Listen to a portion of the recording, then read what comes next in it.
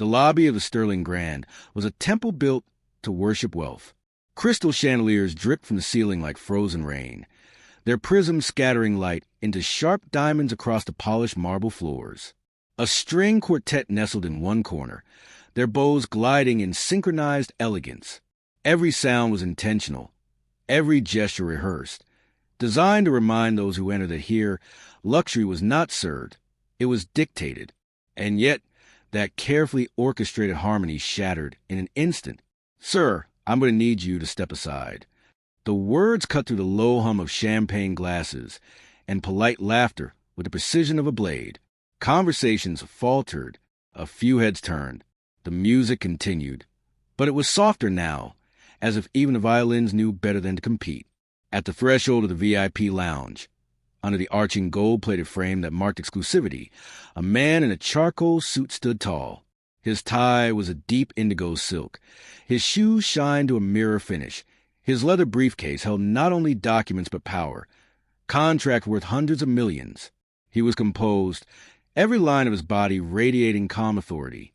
But his jaw was tight, and his dark eyes fixed on the woman who had barred his path.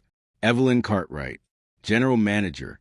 Her posture was immaculate, her tailored uniform pressed so sharp it might cut glass, her blonde hair swept into a bun that hadn't allowed a single strand to escape.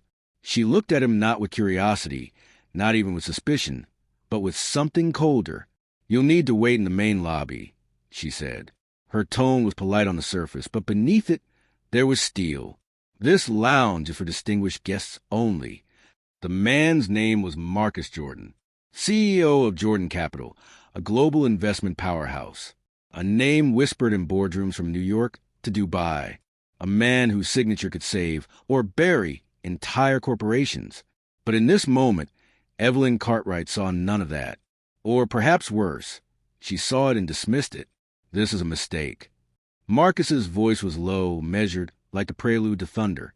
He produced a sleek black card embossed with gold lettering. Marcus Jordan, suite reserved.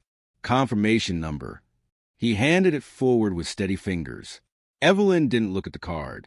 Her smile was thin, the kind that never reached her eyes. "I'm afraid there's no record of you in our system for lounge access. You may wait in the main seating area. We'll have someone bring you water." The words hung in the air like smoke. A few nearby guests turned openly now, their expressions ranging from mild curiosity to veiled amusement. A portly man in a tailored white suit let out a quiet chuckle, swirling the champagne in his glass as though to toast a spectacle. Another woman whispered to her companion, her jeweled earrings catching the chandelier's glow.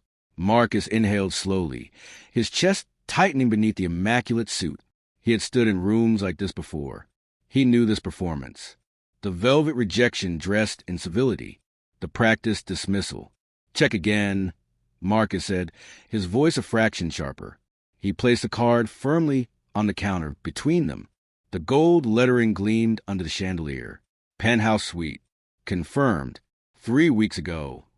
Evelyn's lips curved upward in the kind of smile one might reserve for a child insisting the sky was green. "I'll check," she said, turning to the glowing monitor behind her. Her fingers danced across the keyboard with deliberate slowness. The silence around them thickened. Even the quartet's melody now seemed a mocking soundtrack. A guest coughed softly. A waiter, frozen mid-step, remembered himself and hurried on. Finally, Evelyn turned back. "I'm sorry, sir. There's no record." She leaned in slightly, lowering her voice but ensuring everyone nearby could still hear. "Perhaps you booked elsewhere. This is a very exclusive lounge. Only our most valued guests are permitted." The insinuation was a dagger cloaked in velvet. Marcus's jaw flexed. For a moment, his mind flickered, not to the present, but to the past. To a teacher at 16, telling him not to aim for the Ivy League, because kids like you don't make it there. To a banker at 21, who'd rejected his flawless business plan with a smile that said, "You don't fit our image." To countless boardrooms where silence would fall the moment he entered, as though he had wandered into the wrong painting. The weight of every dismissal pressed against his chest, but only for a heartbeat, because Marcus Jordan had learned long ago to convert humiliation into steel. He placed both hands on the counter, leaning forward just enough to meet Evelyn's gaze head-on. His voice was soft, but it carried. "I belong exactly where my reservation says." The words rang in the air, low and steady, like a bell tolling the cathedral. Evelyn blinked. The faintest crack in her armor. Around them, the audience leaned closer. Subtle tilt of heads, the collective hush of privilege witnessing performance they secretly craved. And then came the final blow. Security? Evelyn called smoothly over her shoulder. Two men in dark suits materialized almost instantly, as though rehearsed.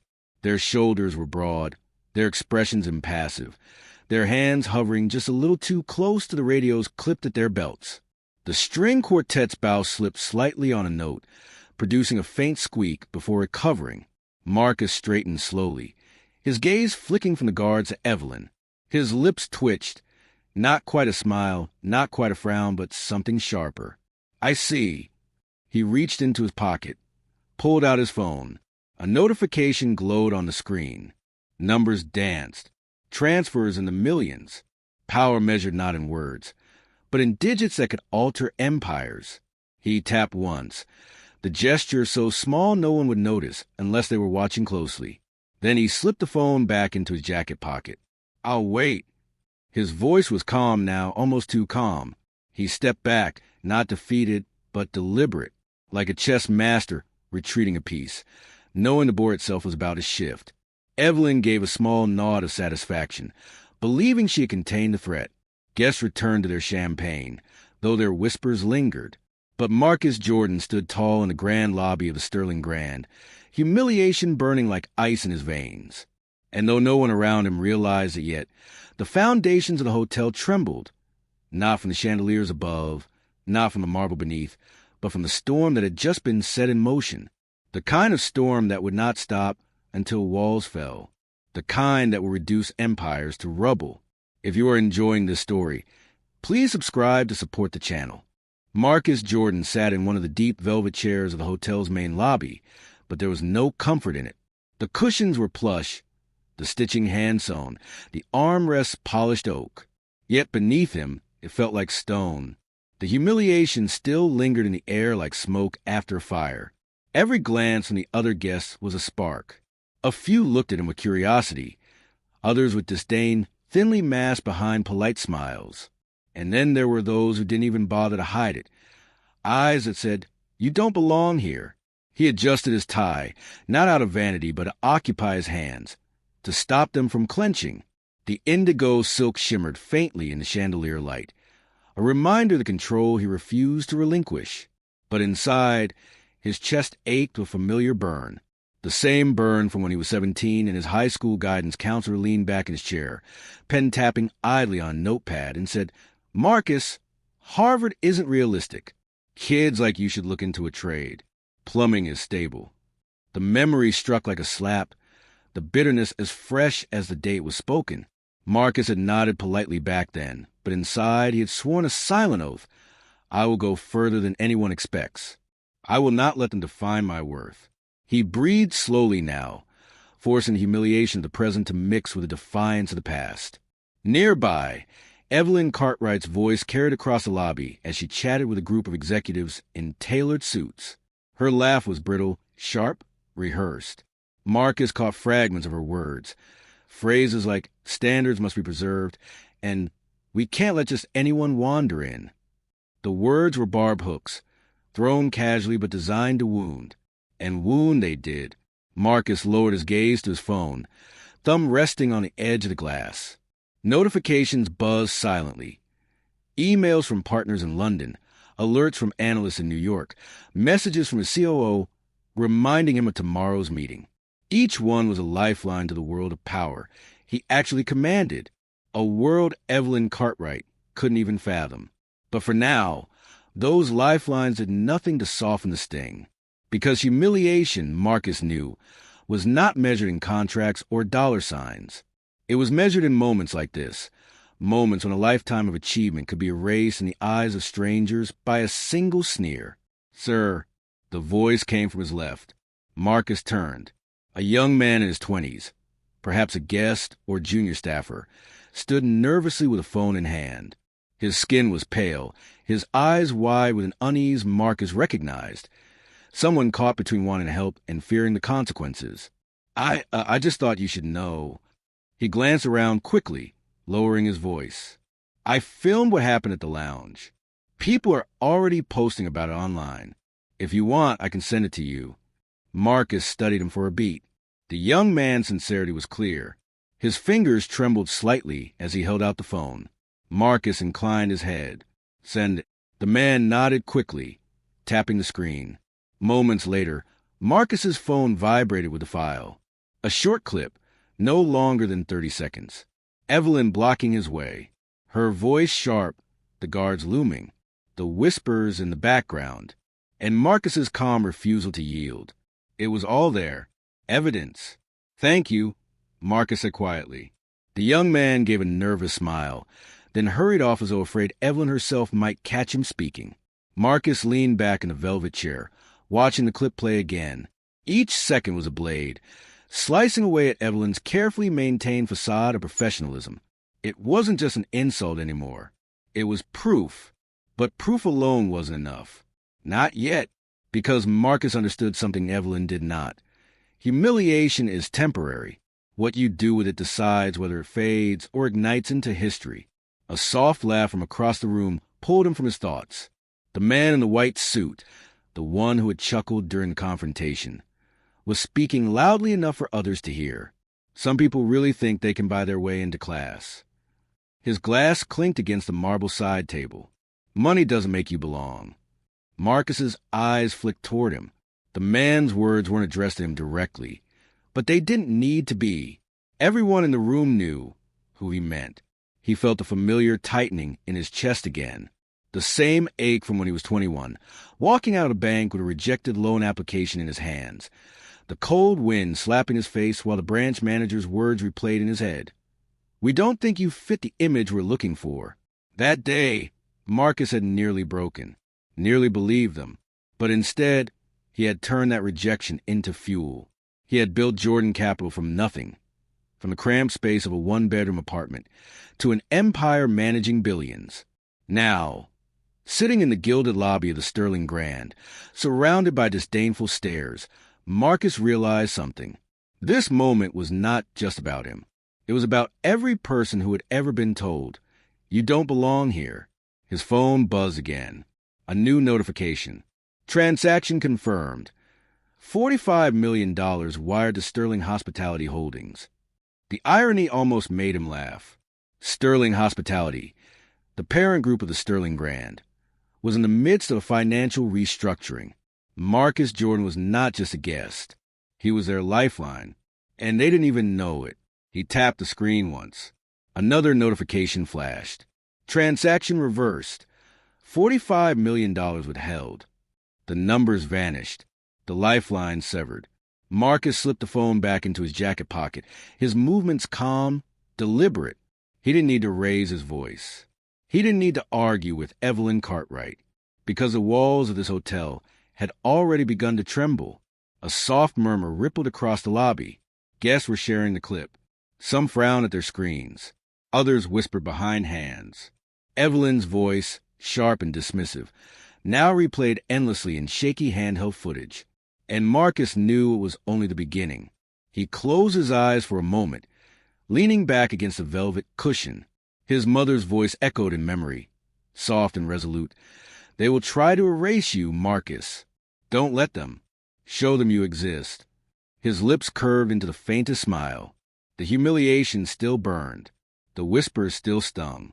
But now, beneath the pain, something stronger was rising. Resolve. If Evelyn Cartwright thought this was just another evening in her flawless hotel, she was about to learn what it meant to underestimate Marcus Jordan, because humiliation was a spark, and Marcus Jordan was about to set the whole empire on fire. The Sterling Grand's top-floor boardroom was a shrine to control. Floor-to-ceiling windows looked out over the glittering skyline. The city sprawled beneath like a conquered empire. The long mahogany table gleamed under recessed lighting, its polish so perfect it reflected the strained faces of the hotel's executives. Evelyn Cartwright stood stiffly at the far end, her arms crossed, recounting the incident with Marcus to her superiors. Her voice was crisp, her delivery precise, every word chosen to paint herself as a guardian of order. He was insistent, she said, borderline disruptive. I followed protocol. Our VIP standards must be preserved. The executives nodded, some muttering in agreement. One of them, a rotund man with slick back hair and a gold watch, sneered. We can't have just anyone waltzing into the lounge. This establishment thrives on exclusivity. Another chuckled. Imagine the scandal if word got we allowed the wrong sort of guests into VIP. They laughed lightly, a chorus of arrogance bouncing off glass and polished wood. But beneath their laughter, something was shifting, because downstairs the guests were whispering, videos were spreading, and upstairs in the boardroom, phones began to buzz. One by one, executives glanced at their screens, their smug smiles faltering.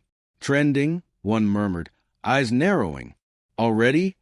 Another whispered, scrolling furiously. Clips of Evelyn blocking Marcus. Her words, laced with dismissal, were circling the internet. A hashtag was forming. Hashtag Justice for Marcus. The executives exchanged uneasy looks. Evelyn stiffened. It's just social media. These things fade. But one of the younger directors shook his head, pale. Not when the man you threw out is Marcus Jordan. The room fell silent. The name landed like a thunderclap, rattling the polished glass. Marcus Jordan, CEO of Jordan Capital. A man who commanded billions. A man whose signature could restructure empires. The very investors Sterling Hospitality Holdings have been courting for months to secure their survival. Evelyn's face drained of color. That's impossible. The younger director's voice cracked as he held up his phone, the headline already spreading across financial news outlets. Black CEO denied VIP access, a hotel he owned stake in. The laughter in the room died instantly. At that exact moment, the boardroom doors swung open. Marcus Jordan entered. He didn't storm in. He didn't raise his voice. He simply walked, steady and composed, his charcoal suit immaculate, his leather briefcase gleaming under the lights. Every step echoed in the silence, each one a reminder of who truly held the power. No one stopped him. No one dared. He set his briefcase gently on the table, his hand resting on the polished wood. His gaze swept the room, slow, deliberate, unhurried. I understand there was confusion, Marcus said at last. His voice was calm, but the weight in it was undeniable, like steel wrapped in velvet. No one answered. The executives fidgeted, avoiding his eyes. Evelyn stood frozen, her lips parting soundlessly. Marcus reached into his jacket pocket and produced his phone. He placed it on the table. The screen glowed with numbers. Transactions, contracts, figures that could choke or breathe life into an entire corporation. You should know, he continued, that Jordan Capital holds a controlling investment in Sterling Hospitality Holdings restructuring deal, nearly $200 million. Without it, your balance sheets collapse. Your creditors move in. Your empire falls. His thumb tapped the screen once. A notification chimed. $45 million frozen. The sound might as well have been a cannon blast. Executives flinched. Marcus leaned forward, his voice low, but carrying across the polished room. Tonight, your hotel humiliated me in front of your guests. You thought I was just another man who didn't belong. What you fail to realize is that I am the man deciding whether you belong. Evelyn's breath hitched. Her perfectly rehearsed confidence cracked. Mr. Jordan, this is all a misunderstanding, she stammered. Protocol was followed. There must have been a mistake in the system. Marcus cut her off with a raised hand. No, he said simply. There was no mistake. You didn't see me as a guest. You didn't see me as a client. You saw me as someone unworthy of your space. His words were knives, each one carving deeper than the last. The rotund executive cleared his throat nervously. Mr. Jordan, perhaps we could discuss this privately. Marcus turned his gaze on him, sharp as glass. You want privacy now. But where was your discretion when you let your staff humiliate me in front of an entire lobby? The man wilted under the weight of that stare. Marcus picked up his phone again. You should know, he said, his tone almost conversational, that when I froze the first 45 million, I did so not in anger, but in precision. One move, one tap. That's all it took. He let the silence stretch. The executives shifted in their seats, their empire crumbling in their imaginations. Consider, Marcus continued, what happens if I tap again? A woman at the far end of the table whispered, Our creditors, the stock will nosedive. Evelyn finally found her voice, desperate. Mr. Jordan, please, if you'd just allow us to. Marcus's gaze snapped to her. Do not ask me to allow you anything, he said, each word deliberate. You had that chance when I stood in your lobby. You chose arrogance. You chose exclusion. Now, you live with the consequences.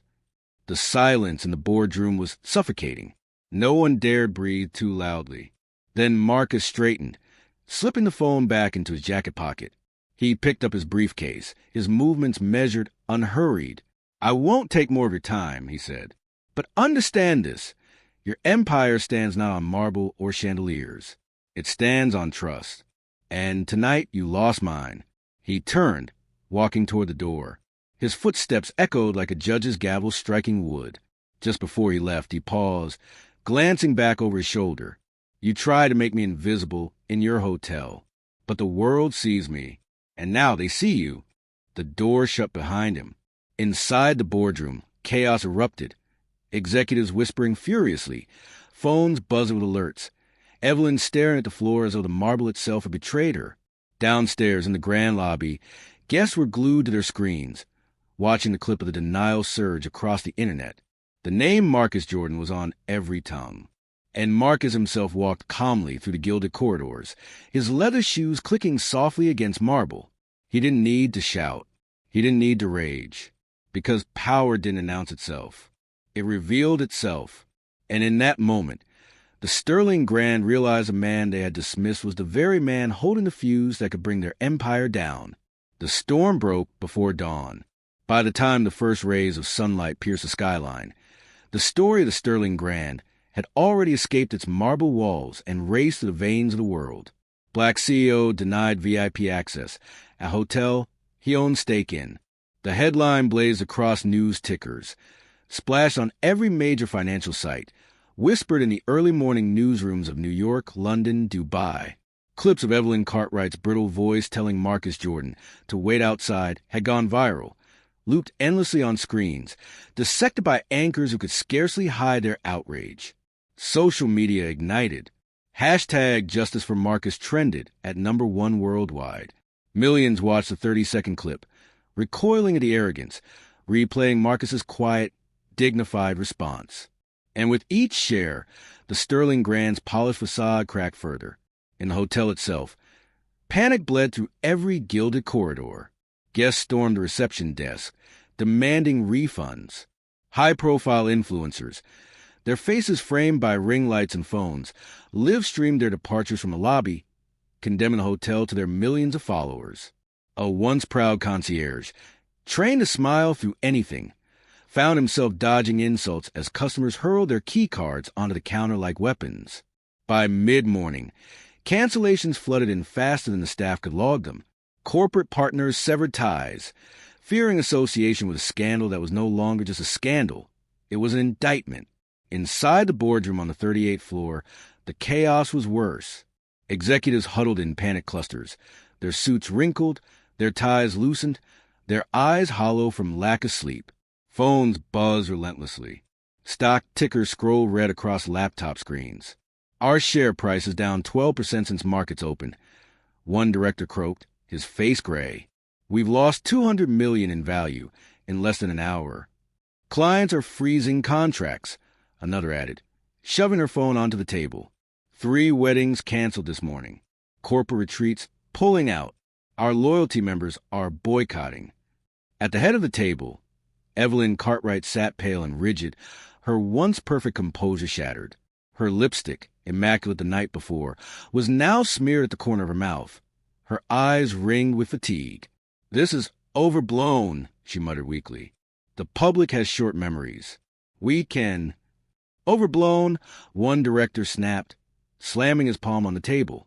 "Evelyn, your face is plastered across every news outlet on the planet. They're replaying your words on a loop. You've humiliated us all. This is catastrophic." Evelyn opened her mouth to protest, but the CEO of Sterling Hospitality Holdings, Arthur Pendleton, raised a trembling hand. His silver hair gleamed under the lights, but his eyes were bloodshot, his voice brittle. "Enough," he said. "Cartwright, you've destroyed us." Silence fell. Evelyn's lips parted, but no sound emerged. Arthur slumped back in his chair. "And Marcus Jordan, he holds the other half of the blade. He's already frozen the first $45 million. If he pulls the rest," he trailed off, burying his face in his hands, "this company will collapse." Downstairs, Marcus sat alone in the corner of the cafe, a cup of black coffee steaming before him. The world outside the wide glass windows buzzed with reporters, their cameras flashing like a lightning storm, but Marcus remained calm, scrolling silently through his phone. Every news station was covering it. Every outlet was calling for accountability. Analysts speculated how far the fallout could reach. And Marcus? He simply watched. His phone buzzed with a message from his COO, Tiana Brooks. "We've confirmed it. Sterling stock is in free fall. Board's meeting in emergency session. What's our move?" Marcus typed slowly, deliberately. "Do nothing. Let them collapse under their own weight." He set the phone aside and took a sip of coffee. The bitterness was sharp, grounding. By midday, the collapse accelerated. CNN ran a segment titled, "Exclusion in Luxury Hospitality. Who really belongs?" A former employee of the Sterling Grand came forward live on air, her face blurred but her voice firm. This wasn't the first time. Management had a pattern. We were told to screen discreetly who entered the lounge. It was racism dressed up as policy. The hotel's PR team scrambled, releasing a polished statement about valuing diversity and inclusion. It was torn apart instantly, mocked as hollow, dissected word by word on social platforms. Then came the investors, one by one. Sterling Hospitality's key partners announced they were freezing funding until accountability measures were enacted. Banks demanded reassurances. Creditors circled like sharks scenting blood. The empire trembled. Arthur Pendleton slammed his fist on the boardroom table, voice cracking. "We need Marcus Jordan back. We need him to restore confidence. Without him, we're finished." "He won't come back," one director muttered. "Not after what we did to him." "He has to," Arthur snapped. "Because if he doesn't—" His voice trailed off. No one needed him to finish. All eyes turned to Evelyn. She shrank under their gaze. Her arrogance dissolved into fear. "Mr. Jordan," Arthur whispered to himself, as though summoning a ghost, "we have to beg him." Outside, the city had turned the Sterling Grand into a spectacle. Crowds gathered, chanting, cameras rolling, the hotel's towering glass facade now a stage for its downfall. Protesters held signs. Respect is not a luxury, and justice for Marcus. Inside the cafe, Marcus remained calm. He tapped his phone once more. Another notification. $20 million frozen. His lips curved faintly, not in triumph, but in certainty. He thought of his mother again, her whisper in the dark of their cramped Chicago apartment. "Don't let them erase you." And he realized, with a clarity sharper than glass, that this was no longer just about him. This was about every person who had ever been told they were unworthy of the spaces they had earned. The Sterling Grand collapsed not with the sound of chandeliers crashing or walls crumbling, but with the silence of power leaving. Bookings vanished. Shares evaporated. Partnerships dissolved. By nightfall, the hotel that had once stood as a cathedral of wealth was reduced to a symbol of arrogance and ruin. And in every boardroom across the industry, one name was whispered with awe and fear. Marcus Jordan, the man they had tried to erase, the man who erased them instead. The boardroom was no longer a shrine to power. What once gleamed with polished mahogany and sweeping views now reeked of desperation. The air was heavy, stale with fear, the silence broken only by the frantic buzzing of phones as executives tried and failed to stop the bleeding. Stock prices plummeted. Partnerships dissolved. Protesters massed outside the glittering glass tower, their chants echoing through the city streets. And into this chaos walked Marcus Jordan. He entered without haste, his leather shoes striking a steady rhythm across the marble floor. His indigo tie gleamed under the recessed lights, his charcoal suit uncreased, his briefcase in hand. He didn't need security. He didn't need permission. The very walls seemed to part for him, as if the building itself knew who truly held the reins now. The executives looked up from their misery, their faces pale, their eyes sunken with dread. Evelyn Cartwright sat near the end of the table, her once impeccable bun unraveling, her hands trembling as she gripped a stack of meaningless papers. Arthur Pendleton, the CEO of Sterling Hospitality Holdings, rose slowly from his seat, his expression a blend of relief and terror. "Mr. Jordan," he said, voice unsteady, "thank you for coming. We owe you an apology." Marcus set his briefcase gently on the table. He didn't sit. He didn't need to. His presence filled the room.